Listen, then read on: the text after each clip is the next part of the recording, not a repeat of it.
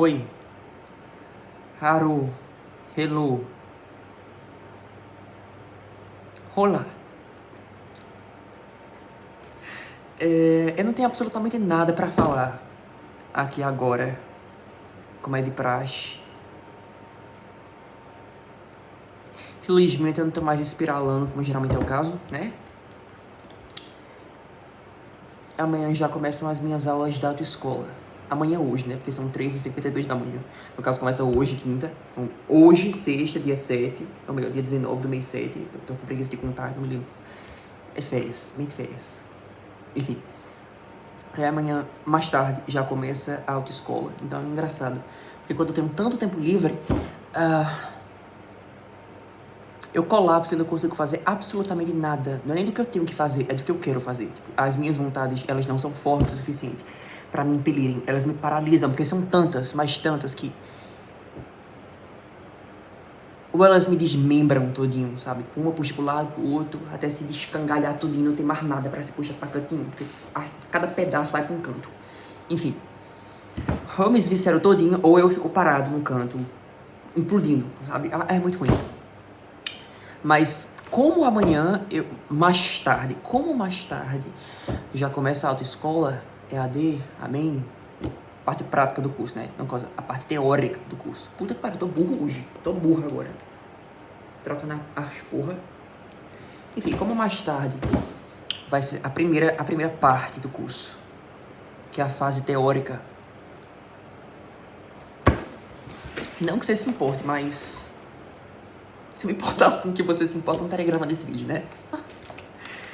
Enfim. Eu pedi pra mãe comprar um caderninho pra mim. Ela fez o favor de comprar um caderno de gente, simples, sem frufru. Deram até o simulado. E a apostila da autoescola. Aí eu tava dando uma sublinhada. Eu escolhi habilitação dupla, A e B. Eu devia ter ligado essa porra antes do começo do vídeo. Enfim, o som deve estar um lixo, a imagem tá um lixo, mas... Casa, né? Orna. Faz sentido. Faz sentido. Enfim. Enfim, eu já dei uma sublinhadinha. Não é de todo chato, não. A parte legislativa é que parece um saco. Antes de quando eu começar a fazer aula prática, eu vou arranjar um jeito de meter o celular novo que tem uma câmera decente, né? Então me serve de alguma coisa. Sei lá, arranjar um jeito de meter aquilo ali, acoplar de alguma maneira no celular pra gravar as minhas aulas. Porque se eu bater o carro, pelo menos vai me render um vídeo engraçado pra ir depois. Porque, meu Deus do céu, como eu enrolei, como eu tentei evitar, assim... Nossa, quantos esforços, ou o negativo de esforços, eu empreguei pra que esse dia não chegasse, que é o dia em que eu iria tirar a minha habilitação. Aí ele chegou, né? Infelizmente. Felizmente vai chegar.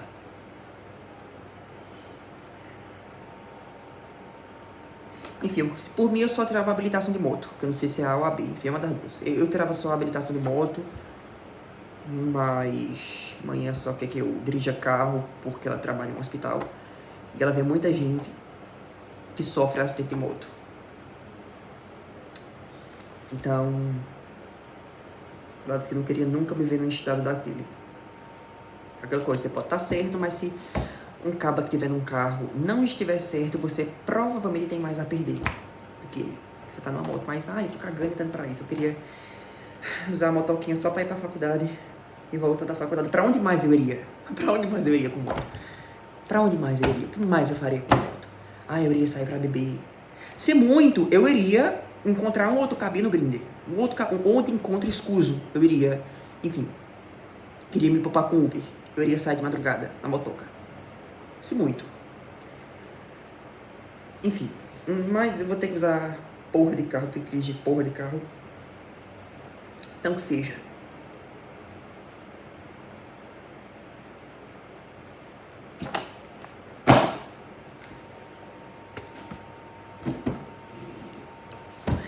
E é isso, mais tarde começa o curso teórico.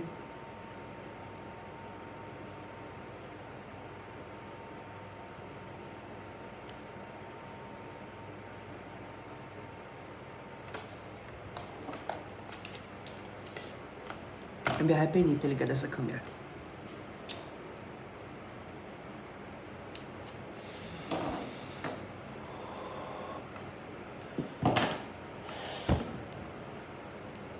Mas enfim, como o Machado tem o que fazer, então eu decidi começar a me mexer pra fazer coisas que me tenham alguma importância, né? Então eu continuei, né? Porque a gente começa faz tempo, a ler o Anitta, do Aguiar. Eu tava em dúvida sobre qual ficção, sobre a Anitta Garibaldi adquirir pra ler, porque eu queria uma coisa que fosse com um grau. As palavras estão me fugindo. Eu queria uma coisa que me desse algum tipo de certeza, um nível confortável de certeza, de que, ok, eu iria gastar dinheiro, o livro não foi barato. O livro não é barato, né? Importado que eu diga. E eu não achei e-book nenhum dessa porra. Mas eu queria um romance histórico brasileiro que fosse... Vamos lá, porra. Bom. Puta que pariu. Um romance brasileiro bom. É difícil encontrar, né? Um romance brasileiro bom que seja fácil de você adquirir. Que você não tem que importar da puta que pariu pagar caro pra caralho. Porque ninguém neste país lê sobre ele mesmo, né? Enfim. E esse livro aqui ganhou o Jabuti na época. Tem até um... Aqui atrás você tem um elogio. Uma resenha / elogio do Luiz Fernando Veríssimo, filho do Érico Veríssimo, que, vamos lá, depois do Continente não me conta tanta coisa, mas não se pode. Você pode não gostar do Érico Veríssimo e tal, mas dizer que o cara escreve mal, não escreve. Se eu não me engano, esse Luiz Fernando Veríssimo também é escritor, mas nunca li nada dele, e nunca irei também, pelo visto. E eu acho que eu já até comentei aqui que quando eu li O Continente, aquilo ali me deixou com gosto de insuficiência. Aquele livro me deixou com gosto de insuficiência. Porque o Rio Grande do Sul em si, a mitologia, a atmosfera, o ambiente mesmo, a terra, e o povo, o povão mesmo, me interessou muito mais do que os Terra Cambaral, do que as grandes famílias, os grandes estancieiros, enfim. Toda a raridade da guerra, tudo que envolvia aquele lugar sacudido por aquela guerra de 10 anos, / 9 anos. O cenário me foi muito mais interessante do que a narrativa do Veríssimo, que, mais uma vez, é boa, mas o enfoque que ele deu me entediou, assim, nossa senhora, como diria a Ariane Alter, as lágrimas, me entediou as lágrimas aquela porra. O enfoque do livro não me apeteceu.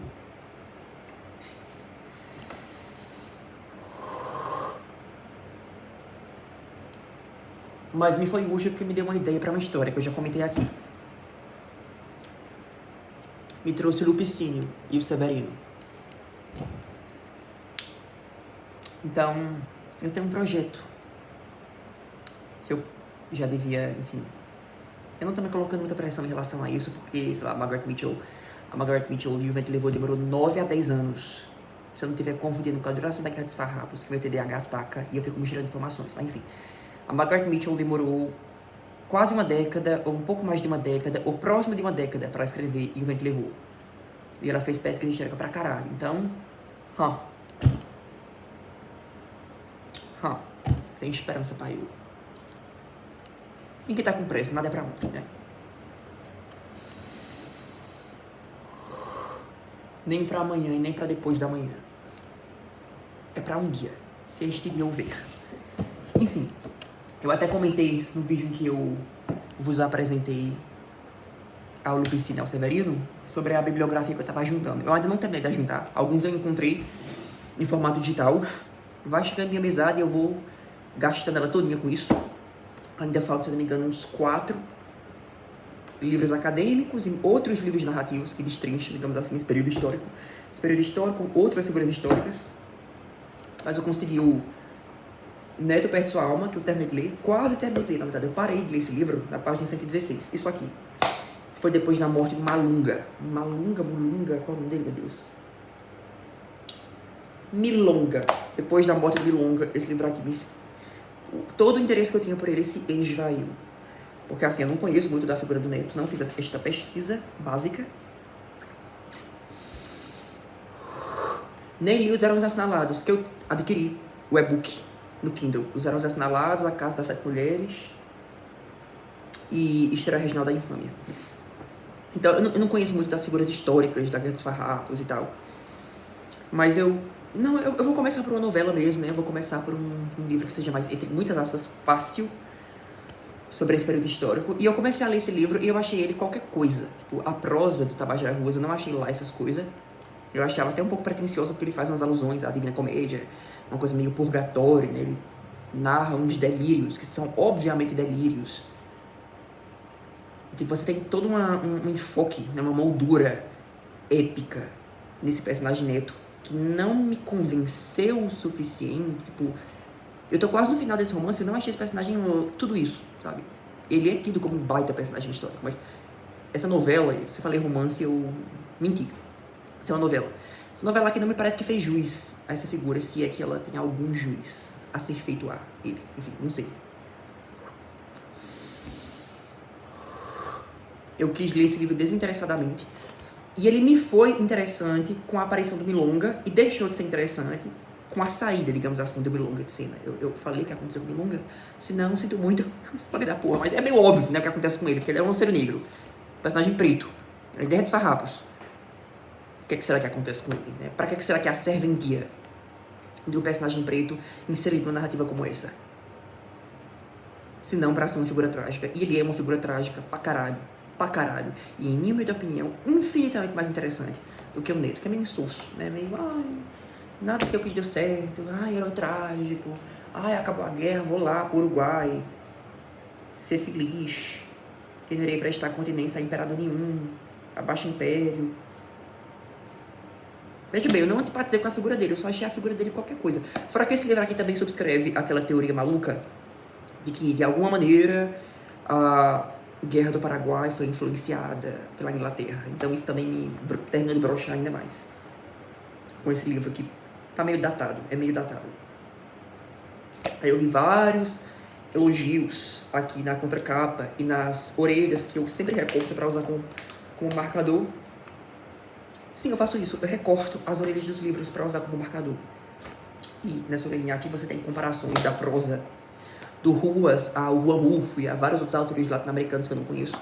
E assim, eu não achei a prosa dele essas coisas. As descrições de batalhas, ele é um autor bom em criar imagens. Só que ele é muito bom em criar imagens estáticas. Ele não é muito bom em escrever movimento. Você não se sente exatamente na batalha. Não, você tem momentos pontuais, imagens pontuais. É quase como se ele fosse muito bom em escrever uma cena violenta e brutal em câmera lenta. É uma coisa meio Zack Snyder. A escrita dele é meio Zack Snyder. Não é muito ágil, não é muito urgente, sabe? Não é muito imersiva, não. Enfim, então, eu paguei caro por esse livro aqui, veja bem. Caro para importar. A edição não me parece lá essas coisas também, as pastas são coladas. Então, assim, a capa eu achei horrorosa, mas vamos lá, o texto, o que importa, né? O miolo. Eu achei meio que, enfim. Porra, mais interessante era o Milonga. E ele aparece e some no instante. Matado. Também já comecei a ler esse daqui, que é o Negros na Revolução Farroupilha, do Moacir Flores. Comecei mesmo, tô na página 32. Mas eu falei, nossa, um livro finão, é mais um livro que eu paguei caro, né, pra importar e tal. E ó, mas, cara, esse livro aqui, ele é fino, mas ele é muito denso. Ele é muito denso. Ele é conciso, mas ele é denso. Vamos respeitar, o cabo realmente traz muita informação sobre a situação do negro, não só na Guerra dos Farrapos, mas no Rio Grande do Sul, no continente de São Pedro, sabe? Como eles eram tratados, a relação deles com os brancos, o extrato social, né, os estamentos sociais do Rio Grande do Sul à época, tanto no Império quanto na República, né, na República. Enfim, bem bacana, bem abrangente. Esse livro ele tem 101 páginas e ele me parece bem localizado. Realmente é uma visão geral, mas uma visão geral relativamente aprofundada. Fiquei satisfeito com isso daqui. Aí tem esse aqui que chegou antes até, que é o Lanceiros Negros, que este livro aqui já foca muito mais no massacre dos Porongos, /Traição dos Porongos, e muito mais dos negros do Rio Grande do Sul dentro do contexto da guerra, do corpo de lanceiros. E também é bem interessante, é bem completo. Traz muita documentação que faz com que seja um texto meio árido, mas é um livro acadêmico, né? Um livro acadêmico, então vá lá. Cumpre sua função. Tem até uma entrevista aqui mais ao final com o Tabajara Ruas. Porque o Tabajara, eu acho que eu já falei até, né, que eu adquiri os Verões Assinalados. E os Verões Assinalados é tido como o romance definitivo da Guerra dos Farrapos. É o romance da Guerra dos Farrapos. Tem uma pesquisa histórica e uma fidelidade histórica rigorosíssima. E eu já adquiri. Dizer que é um livro bom, um livro competente. E assim, esse livro aqui não me frustrou em relação aos Varões Assinalados, porque ele constrói bem personagens. É só que eu não achei o personagem do Neto interessante. Mais uma vez eu vi uma história bacana, narrada de maneira bacana, mas que não tem um enfoque que me interessa. Isso aqui foi interessante pra mim enquanto o Milonga estava em cena. Quando ele sumiu, brochei totalmente. Não sei nem se eu vou terminar, mas enfim. Talvez eu termine. Então, o que eu tava falando, meu Deus? Você tem uma entrevista aqui no final com o Tabajara Ruas. Ele escreveu tanto isso aí quanto os Varões Assinalados. Parece bacana, né? O Tabajara, ele tem um conhecimento bastante profundo dessa época, porque ele leu muito sobre essa guerra para escrever os Varões. Então, vamos lá. Interessante. Esses dois aqui já me ajudam a ter uma base, né, minimamente sólida para vislumbrar um pouco melhor o Severino. Ter mais ou menos realmente uma ideia, não só uma morfidade, não só uma porção de possibilidades, mas uma ideia mesmo de quem o Severino realmente seria. Estou em dúvida, muitas possibilidades, muitos caminhos possíveis. E este daqui, de longe, está me sendo mais interessante, que é o Anitta, que veja bem, apesar de ter o título da Anitta Garibaldi, é um romance sobre a Guerra dos Farrapos, se passa na Guerra dos Farrapos, mas ele é narrado pelo Mulato Costa, que é um personagem histórico. Isso é um personagem real, ele realmente atuou ao lado do Garibaldi, enfim, ele integrou, não sei exatamente se do Corpo dos Lanceiros, porque eu ainda estou na página 86, eu ainda estou aqui, mas ele, enfim, teve parte na guerra e depois foi pra Itália com o Giuseppe e com a Anitta. Nesse romance aqui, ele se apaixonou pela Anitta. Então, sei lá, tá parecendo um livro bem escrito. Não é um livro maçante, não é um livro lento, não é um livro pomposo, sabe? Não. Tem referência ao continente. O Rodrigo Cambará, o capitão Rodrigo Cambará, aparece aqui. E o livro Zambecari, que aparece no começo dos Varões Assinalados, também aparece aqui. Então, bacana, porque parece que é um livro que ele participa do mesmo multiverso, né? Do mesmo universo compartilhado. Tanto dos Varões Assinalados quanto do continente, do Érico Veríssimo. Então, eu achei bacana, eu achei meio caramba. E autores gaúchos, ninguém soltava de ninguém, né? Juntos, irmãos. Não mulheres, mas todos juntos. Escrevendo no mesmo universo. Então, eu achei bacana. Mas, se eu não me engano, o Flávio Aguiar não é gaúcho. Ele é paulistano ou paulista. Não sei se ele é do estado ou da cidade, enfim. Acho que ele é paulistano. E como eu disse, eu tive interesse em comprar esse livro aqui porque ele ganhou o Jabuti. Então, pouca bosta ele não é. Pode não ser um livro espetacular, mas até agora tá sendo um livro delicioso. Tá sendo um livro, mais uma vez, um daqueles livros através cuja prosa, na prosa você desliza. É um livro que não dá trabalho de ler, sabe? Então, bacana. Legal. E também tem o História Regional da Infâmia, que já é um livro que toma uma posição em relação à Guerra dos Farrapos. Aquele autor, ele vai defender a traição de Porongos. Ele vai arregimentar toda a documentação em favor dessa perspectiva dele. O que tem uma certa ressonância aqui, nesse livro aqui, mas pelo que eu li até agora, até o momento, aqui você não tem o Geraldo Haas e o Guilherme Collins, os autores desse livro, eles não batem o martelo em relação à traição. Eles narram as possibilidades, eles falam sobre o massacre, mas eles não categorizam indubitavelmente de traição, como é o caso do História Regional da Infâmia, que usa esses dois livros aqui de bibliografia. Então são livros meio que essenciais para, se você quiser ter uma opinião, quiser ter uma visão, né, quiser ter um conhecimento básico sobre os pretos no Rio Grande do Sul daquela época, precisa ler, né, precisa consumir, enfim.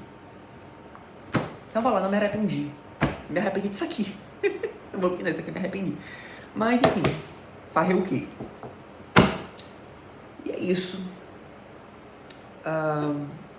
Eu podia ter lido mais, para ter mais coisa para contar, mas eu não estava afim não. Não estava afim.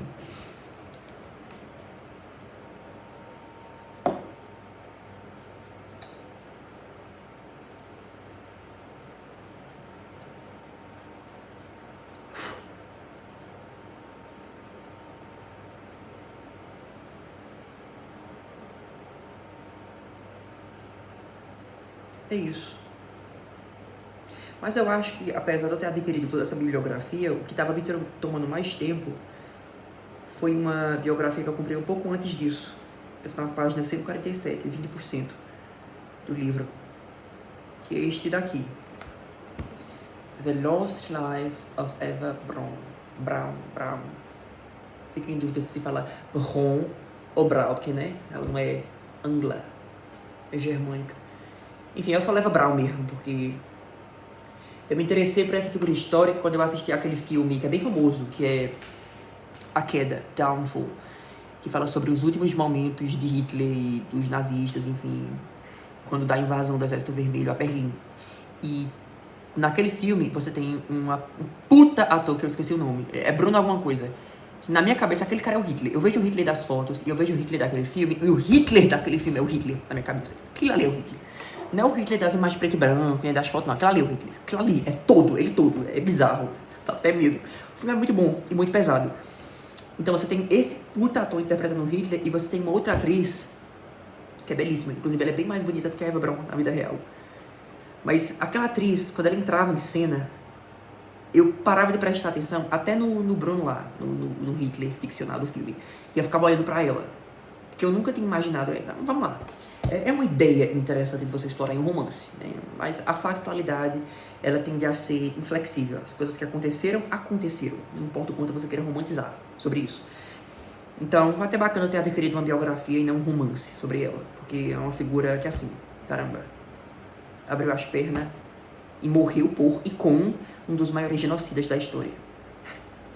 Então, assim, não irei xingá-la, irei poupar xingamentos, porque o próprio nome dela parece um xingamento, mas puta que pariu, né? É uma figura histórica repulsiva, mas fascinante também. Tipo, que leva uma moça como essa, o que uma mulher precisa ter na cabeça pra cair pelo Hitler. Tipo, não sei. O cara tem 3 bolas, pô. Assim, bicho. E sei lá, alguma coisa no rosto dela, quando eu fui procurar fotos reais da figura histórica mesmo, da Eva, alguma coisa nela me lembrava a Marilyn Monroe. Não me pergunte o que era, mas alguma coisa dela me lembrava. Não sei. O que se passa na cabeça da amante de um dos piores ditadores que já existiram? O que é que ela viu nele? E mais do que isso, o que é que essa mulher tem na cabeça, sabe? O que ela tem na cabeça? Que é isso, bicho? Deixa eu ver se eu acho uma foto da atriz. Downfall.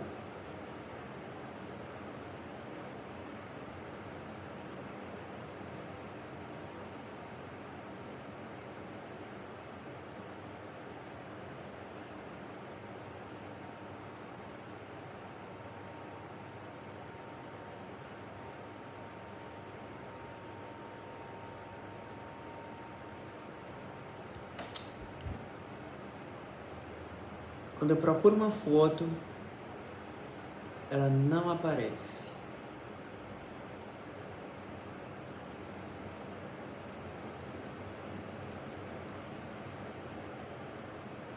Aqui, achei. É esta atriz aqui. Que eu não vou pesquisar o nome, porque senão eu vou acabar quebrando esse celular. Porque provavelmente eu não vou achar. Enfim, é esta atriz aqui. Ela é muito boa. Ela é muito boa. E o filme demora. O filme despende alguma atenção pra ela. Então você vê também a visão que ela tinha sobre o Hitler. E como ela não conseguia chegar até ele. Mas, sei lá. Aquele filme é como se fosse uma espécie de jornada, é como se fosse uma espécie de espiada dos últimos momentos daquelas pessoas. Você não vê quem elas eram até elas chegarem até aquele ponto. Então, não sei se um dia eu vou chegar a ler alguma biografia do Hitler por motivos de... É uma figura que me entedia profundamente. Porque, meu Deus, tanto já se falou sobre esse cara, tanto já se romantizou esse cara, tanto já se viu desse cara que ele não tem. Enfim, o cara é só um psicopata, depois de um psicopata... Coloca ele no contexto certo e esse tipo de coisa vai acontecer. Não sei porque tanta gente fica tão chocada. O que ele fez é chocante. Mas, nossa, Hitler é humano. Nossa, Hitler... tem fotos dele com a garota judia de que ele gostava até ele descobrir que ela era judia. E quando ele descobriu que ela era judia, que ele iria ter de matá-la, o resto de inocência que ele tinha no coração sumiu. E ele se entregou completamente ao mal. Então, esse tipo de coisa me dá tanta preguiça. Hitler é uma figura histórica que me dá profunda preguiça. Mas a Eva me parece fascinante.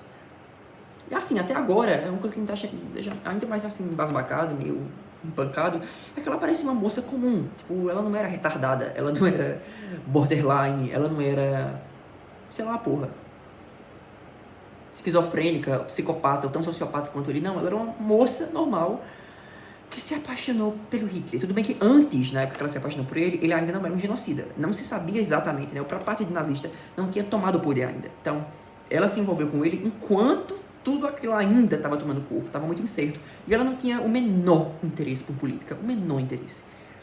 E essa autora, que é a Angela Humbert, que é uma autora americana, anglo-germânica, porque ela comenta que a mãe dela era alemã e que viveu na Alemanha dessa época. A Angela aqui, ela pinta, né, a Lambert, ela pinta uma imagem muito competente. Ela traça um panorama da Alemanha. Tem uma reflexo de falar Germânia, por causa do inglês, Germany, mas é Alemanha. Ela pinta todo um panorama de como a Alemanha passou da República de Weimar, da queda da monarquia, até a República de Weimar, até o trambolhão, né, a aberração que ela se tornou com a ascensão do nazista, né, o Terceiro Reich. Então, ela consegue muito bem, ela tem domínio da narrativa, ela consegue explorar muito bem o cenário, a situação política e a figura da Eva. E é uma biografia que não se foca apenas na Eva Braun. Ela se foca na família dela. No caso, no Hitler também você tem uma exploração muito bacana do Hitler, tanto em relação às mulheres quanto à sexualidade dele, a maneira como ele enxergava as mulheres, a maneira como os relacionamentos dele também tinham um significado político, como cada vez mais aos poucos, né, a revelia do próprio interesse da Eva, que estava meio que no meio daquilo, mas ela não se importava, os nazistas foram escalando, né, escalonando, se aproximando do poder. A instabilidade, a bagunça, a patifaria, a piada, que era meio que a Alemanha naquela época, que nada tinha sentido, era tudo uma porra de uma bagunça. Tipo, aquilo era o caos pronto, tá? Qualquer coisa podia sair dali, Então, uma coisa impressionante, até a decadência que se deu na Alemanha depois da queda da monarquia. E uma coisa bacana, uma coisa interessante, né? Mórbida até, é que tanto a Sissi quanto a Eva Braun eram bávaras. As duas vieram da Baviera. Inclusive, a Eva Braun nasceu em Munique. A história é curiosa, não é? Não vou dizer engraçada, porque tem coisa que tem a menor graça, mas ela é curiosa, bem curiosa. Inclusive, eu empaquei os 33% da biografia da Sissi, da Brigitte Hamann, que é a The Reluctant Empress. Acho que já comentei aqui sobre. Enfim, mas essa biografia tá me parecendo uma continuidade. Parece que elas traçam uma continuidade. Sissi e Eva Braun, não sei. Sim, e essa biografia da Angela Humbert, ela também fala do caso que Hitler teve com a Jolie, antes dele conhecer a Eva. Então, é uma biografia bem completa. É um texto que não é redundante, mas ele é completo. Ele é abrangente. Não é aquela coisa, aquela biografia chata, cheia de dados e que só se foca em uma figura. Tipo, assim, eu acho que isso vale pra narrativa, isso vale pra filme, isso vale pra, sei lá, até pra conto, porra. É muito difícil que só uma pessoa sustente uma história. Você precisa dar espaço para outras pessoas também ajudarem a contar aquela história. E as melhores biografias são aquelas que pegam todo um período, pegam uma pessoa em seu contexto total e que trazem mais de um personagem interessante. E no caso da Eva Braun, que não seja só o Hitler, né? Que não seja uma biografia só sobre os dois, mas sobre todo o ciclo nazista, sobre a família da Eva, sobre a própria Jolie, né? Um personagem que tem uma importância na narrativa. Você tem uma certa oposição delas duas em relação a como realmente o Hitler podia enxergá-las. Enfim, então você tem esse negócio da autora usar a Eva para tentar acessar áreas especulativas do Hitler e tentando usar o Hitler para supor algumas coisas sobre a Eva. É uma prosa bem sólida, né? Não exatamente completamente factual, mas você tem uma interpretação dessas duas figuras, você tem uma interpretação dessas duas figuras muito bem pulverizada no texto. Muito bem pulverizada, muito bem colocada no texto. Então, ai cara, como é bom você ler uma porra que é bem escrita. Ai, como é bom você ler um troço que, porra, a pessoa realmente fez o trabalho dela direito, né? Fez o que preste aqui. Eu ia falar mal de uma biografia de uma autora brasileira, mas, ai, não tô afim não, porque senão eu teria que desenvolver, não ia falar. Enfim, acho que é isso. Não tenho muito o que falar, não. Acho que dá pra perceber que eu meio que gravei esse vídeo de má vontade, mas, ai, é a vontade que tenho. É a que me cabe no momento, é a que eu tenho. É isso, porra. Falei a data? Se eu não falei, não vou falar mesmo. Entendo.